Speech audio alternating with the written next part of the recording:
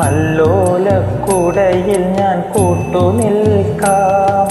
വേലി പെണ്ണായി നീ വരുമ്പോൾ നല്ലോലക്കുടയിൽ ഞാൻ കൂട്ടുനിൽക്കാം.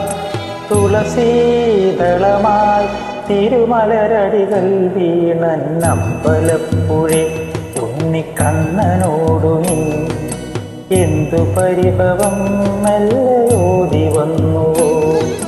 കൽവിളക്കുകൾ പാതി മിന്നി നിൽക്കവേ എന്തു നൽകുവാൻ എന്നെ കാത്തു നിന്നു.